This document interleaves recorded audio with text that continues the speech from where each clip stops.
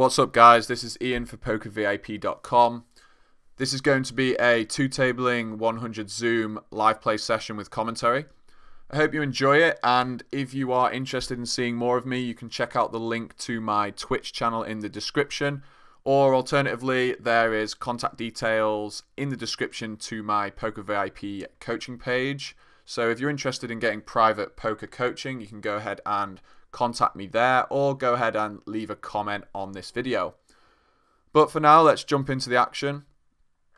I've been playing for a short amount of time before starting the recorder, so we do have a slightly deeper stack, or a sort of 250 big blind stack on table 2, but not much action on table 1. We started off with an open with the sixes. We'll go ahead and check back the King Jack 10 board. Don't see any reason to bet here, and we'll look to showdown our hand and hopefully win, which we do.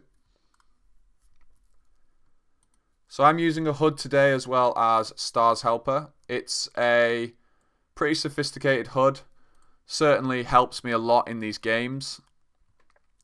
I do have quite a lot of experience in these Zoom games up to 200 NL, and certainly having a good HUD is absolutely crucial to winning.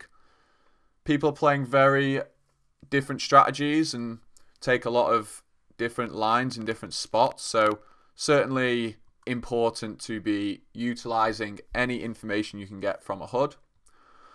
King Jack here against a small blind range. We went for a check back on the flop, and I think the same logic applies on the turn. Our opponent can still have lots of ace-x. Go ahead and make a raise here on the river. Hope to get called by a 2-pair or an ace. This does look like a weaker opponent, so I think we are reasonably likely to get called by worse. My guess is ace-10. Pocket 10s here, this player called with, so nice bit of river value to start the video.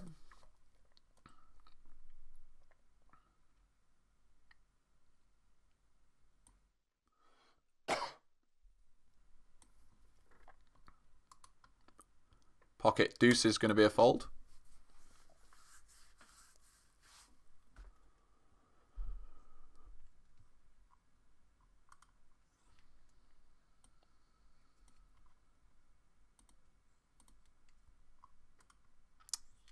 Okay, so we start off with a call on table 1, and we will continue calling against turn aggression.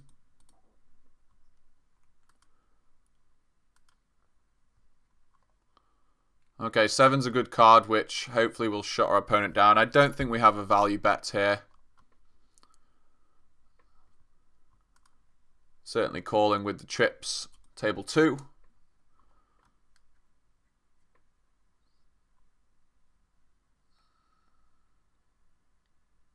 Calling river here, not going to raise. Don't see us getting value from worse.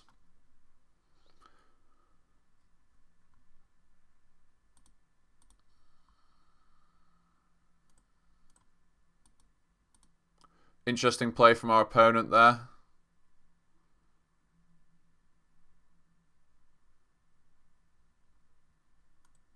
Depending on what range he's flatting in the small blind, that potentially is okay.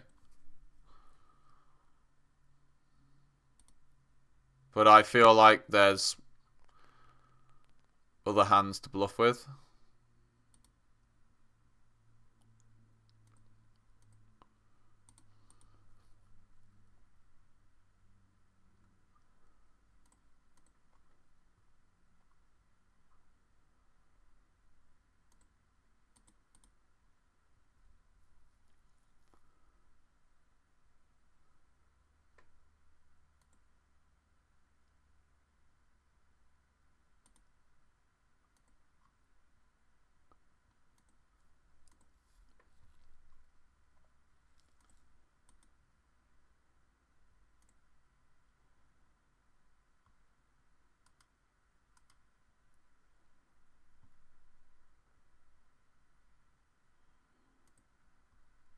Going for the check raise here with the gut shot plus flush draw.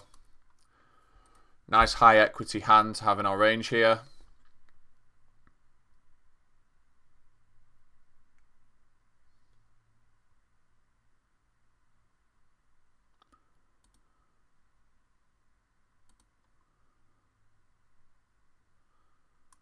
And we'll go for a turn barrel.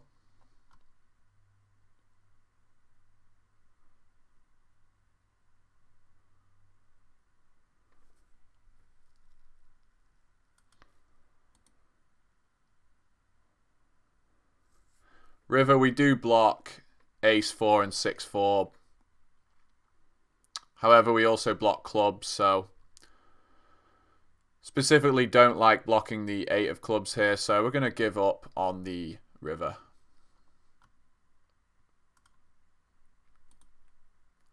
Go ahead and make the call with pair plus open-ender. And looking to see if we can chop here at Showdown. Not going to be making a stab, I don't think. Although,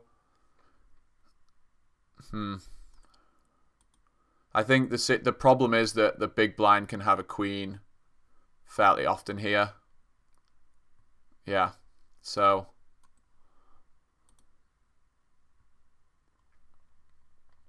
it's quite hard for us to have a weaker hand there than what we had, and I don't expect the button to check back a queen ever really on the turn. So, but when we think about the big blind's range, I think certainly there can be a lot of queen X there and potentially flush draw, potentially flushes. But I think most flushes with a weaker player in the pot, and this being a regular, I think most flushes go ahead and bet the river. So I was far more worried about a queen X there than a flush. So I did consider bluffing because I don't think either player had a flush very often at all. But I think there was just too much risk of the big blind having a queen there for me to choose to make the bluff. Had I bluffed, I would have made a very big sizing, trying to potentially bluff any queen X. Basically trying to, if I was going to do a large sizing and I thought it was less likely the big blind had a queen, if I was going to bluff, I'd use a large sizing to try and even get folds from the queen X. King Jack here is going to be a fold on the turn with just the gut shot. And this is the player that, if I remember from before, was playing one table. I think I'm just going to go ahead and stick a raise in here.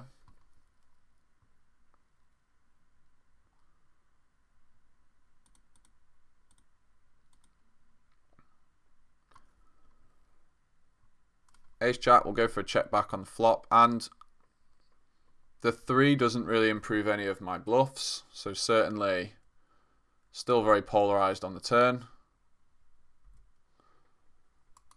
Go for a 17 big blind bet, and we'll continue checking with the Ace Jack against what looks to be 2 weaker opponents. 3 is an interesting card. I'm not sure how many flush draws our opponent check calls the turn with, but certainly we can have a lot of flushes in our range.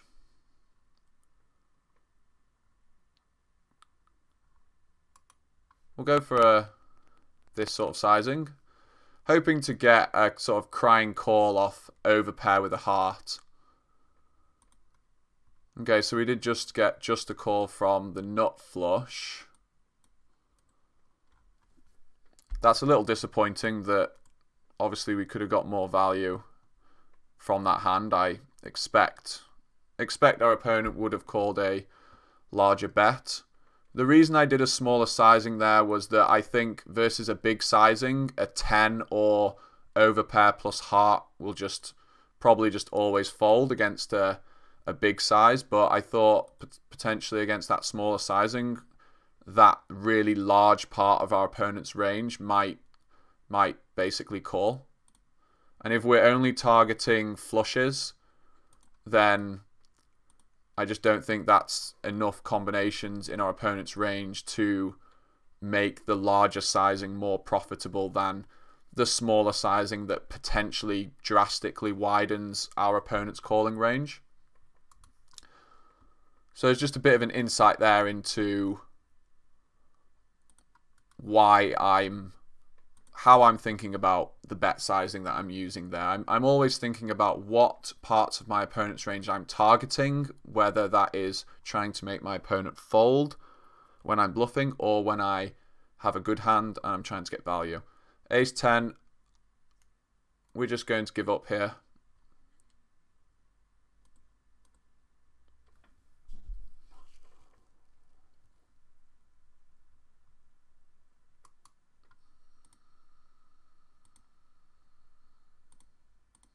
Floated the flop with the ace 10, and I would certainly bet the turn sometimes, but I just decided to check back that time. I don't think I have that many 9x in my range.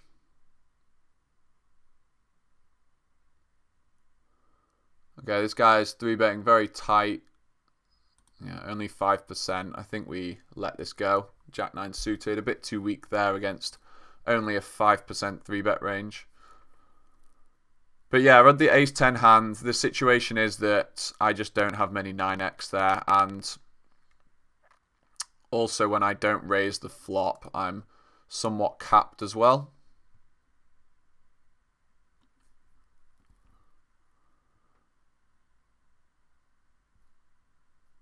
King Queen, I think without a heart, we are going to let this one go. Another tight looking player. It's certainly very important, and I know you've seen me make quite a few sort of maybe tightish lines here, but it's because I'm responding to the players that have statistics on, essentially, and against other players that exhibit much looser aggressive statistics, then I'm much more confident in defending wider against those players. But like the Jack 9 suited there is a good example. I raise in the cutoff, face a button 3-bet, and certainly I'm going to be defending that hand as a default against a button 3-bet, but when the player over my sample is only 3-betting the button like 5% of the time, it makes me a lot less inclined to defend there with the Jack 9 suited. We're just not going to have the equity to do so.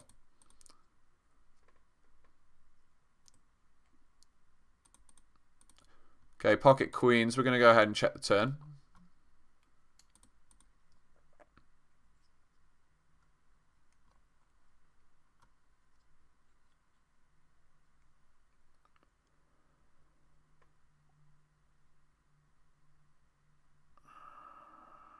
Okay, we're going to call the turn, but it's already extremely dicey.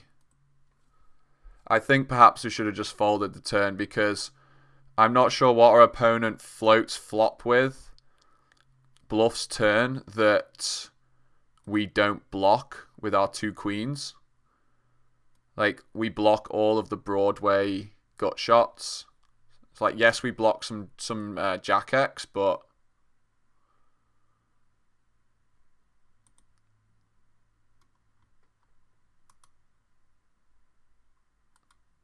I think we should. It seems tight, but I think we should just check fold the turn there because I don't think our opponent's turning lower pairs into a bluff, and I'm not really sure what hands can call the flop there. Like, it's quite difficult for our opponent to float a hand like 8-9 or 7-6. I mean, they just can't call the flop bet there, so see how many. Okay, this guy's playing one table, so we're obviously just going for him here. With the set on the turn.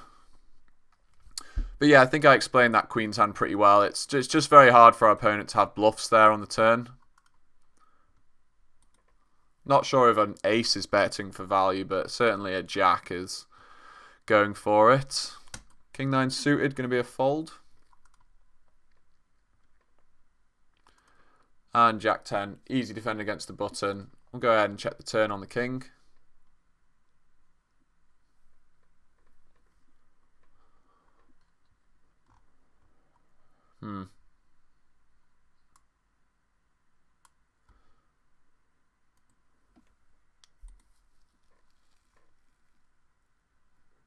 Gonna make a one big blind bet there on the river. I think that by doing that with this hand, it also allows us to bluff for this sizing with just complete random air that we don't want to allow our opponent to show down ace high against a hand like 5-6 of spades. So just make the one big blind bet, and if our opponent folds every ace high, then good result.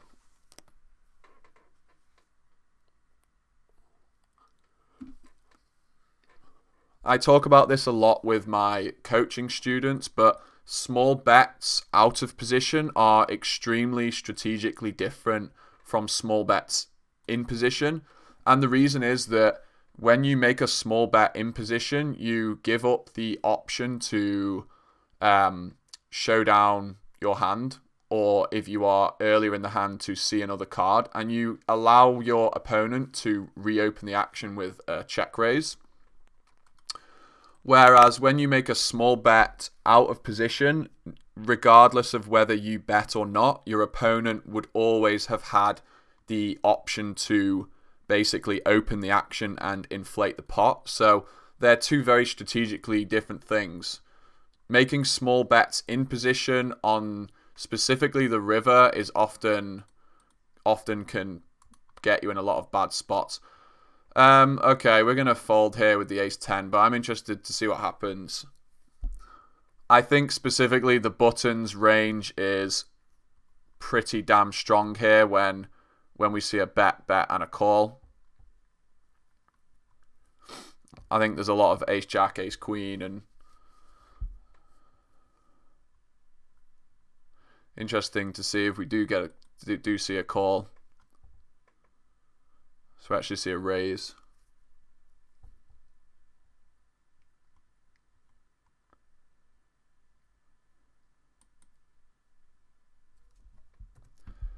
Go for a bet with the 10-7, extremely weak hand.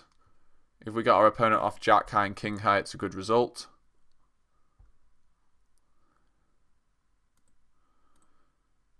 So not sure what our opponent had there, but I think it's safe to say that quite often it's going to be a hand that was stronger than ours.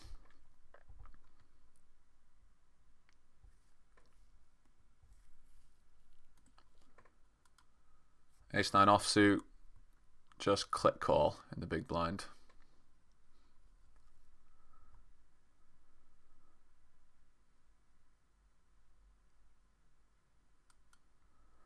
Go ahead and check again on the ace.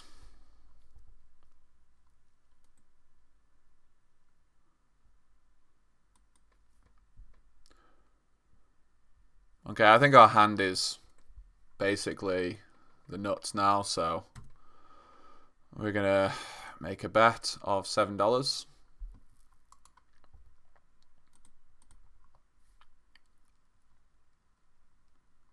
Okay, ace king offsuit on the button. Mr. Rob 522 from Germany is going to limp, and we are going to ISO raise. Alright, we see a 6-9-10 board. Not the board you want to see when you've got ace of hearts, king of diamonds, let's be honest. So I think pretty clear check on the flop and look to play some turns. 7 of spades puts 4 cards to a straight out there, so obvious fold here with the ace king. Not going to be looking to continue there.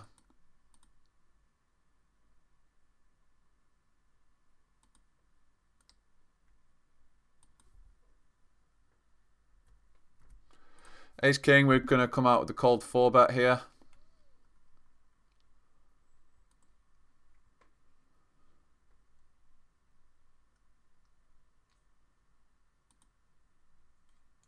This player seems to be 3-betting his entire range in middle position. He's not called at all yet. I definitely think our opponent's range is very strong here.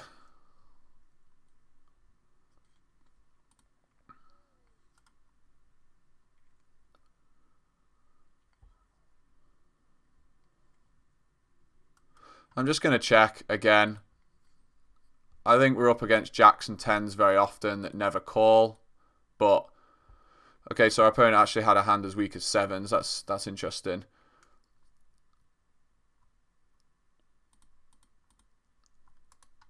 Essentially, when our opponent continues pre-flop against the 4-bet, I expect an extremely strong range. I mean, I'm quite shocked that sevens were continued with their pre-flop. So that's why I decided to check the ace-king on the flop. And then once the queen rolls off, obviously we're now behind to pocket queens, king, queen, and we're gonna fold here with the 4-3. But essentially, I just took a passive line here against an extremely strong range.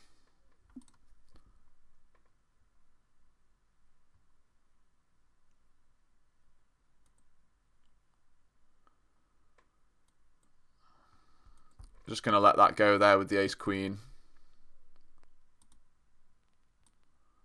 We're only calling to win half the pot.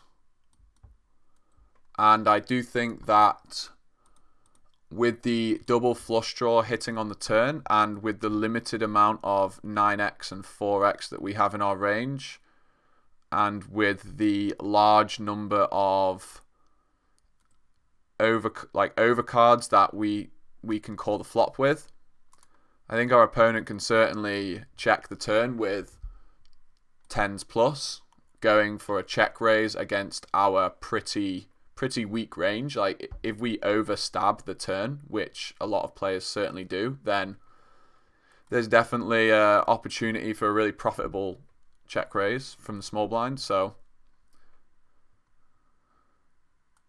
alright, pocket eights. This is looking dicey, but we're going to check call the turn and take it from there. Okay.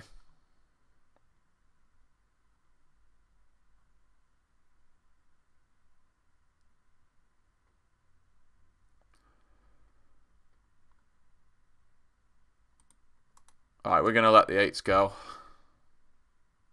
We are going to let the eights go. King, queen decided to go ahead for a check raise with the nut gut shot.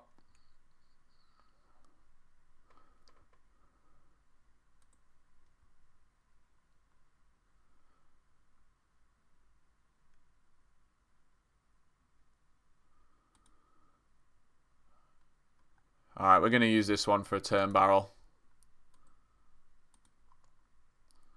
And we might fire 3 here.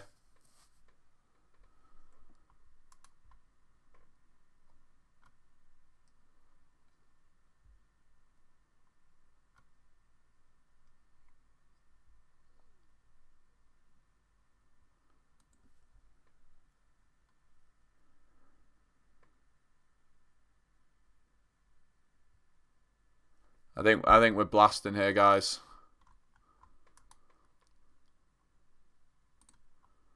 Five, 6 and Jack 9 got there on the river. We don't block hearts and we block ace, king, ace, queen. So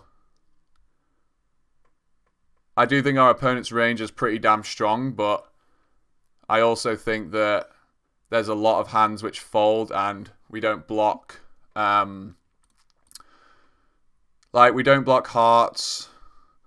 We can certainly, you know, potentially have, like, I mean, 5-6 would be an extremely loose check raise on the flop, but the point being that when the 8 hits the river, Jack 9 gets there, 5-6 gets there. Our opponent is probably unlikely to hit 2 pair on this river or the straight. Also, we don't block hearts and we block ace, king, and ace, queen. So I think it's a nice spot to be aggressive there on the river with the king, queen. We need some bluffs. So I think we 3-bet here. I'm just going to quickly figure out what happened. Okay, we looks like we made a massive raise pre-flop, and then we did our small bet on the flop, so we're going to check the turn.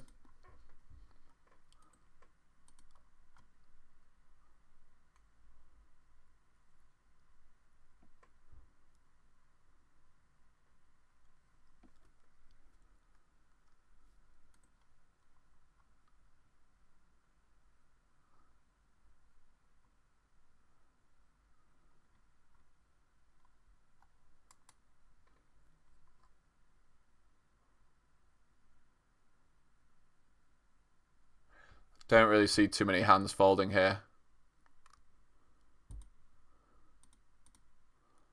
Other than ace king, I'm not really sure what floats the flop and folds. What did I just fold there? Ace 10. No, I won the pot. Yeah, with the ace queen, just decided to check it back there. Good result, obviously, to get half the pot. I mean, it's certainly possible that also hands such as ace jack of clubs can call the flop that we can win against, so I suppose we have some showdown with the ace queen.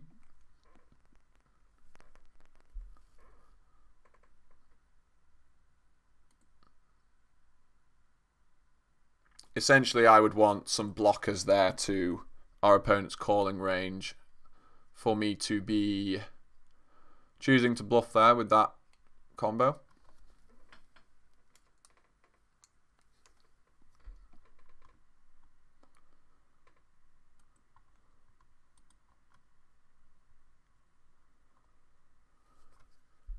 So we'll play for a few more minutes here and then I'll wrap the video up. Like I said before, I hope you enjoy the video, and be sure to like and comment the video. Especially if you've got any questions, go ahead and put them in the comment section and I'll definitely get back to you. And as I discussed at the start of the video, if you want to get in contact with me, there is links in the description to my Poker VIP coaching page.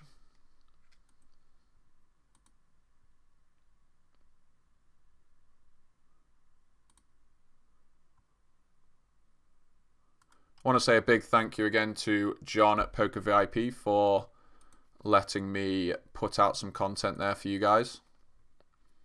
Ace 4 suited here. We went for a check back on the flop, and I think it's quite clear fold here on the turn. Even against the small sizing, we just simply have a hand that's too weak to continue.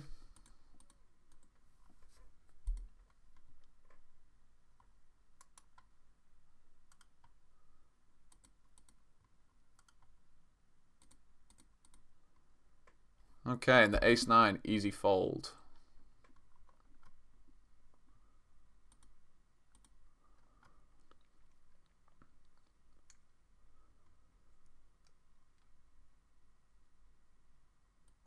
Certainly a lot of fun playing these Zoom games. Lots of hands per hour, especially if you play 4 tables. But certainly extremely important to be aware of both population reads and how to effectively exploit specific players. It's something that I spend a lot of time working on with students, and I certainly see good results from taking a lot of exploitative lines in game. But certainly it's important to get a very good theoretical understanding of the game as well. I've had a good look around the Poker VIP site, and definitely lots of great content on here for both articles and videos, so that's good. Went for a value bet with the King 10 on the turn, and the King Queen will go for a check back on the flop. Gonna sit out now. We've done about half an hour video, so we'll finish off this King Queen hand and then call it a session. Going to check back again on the turn. I think we have some showdown value here with the king queen, so although I expect to see ace high often, we can sometimes win. Okay, this has been Iain for PokerVIP.com. Hope you enjoyed the video.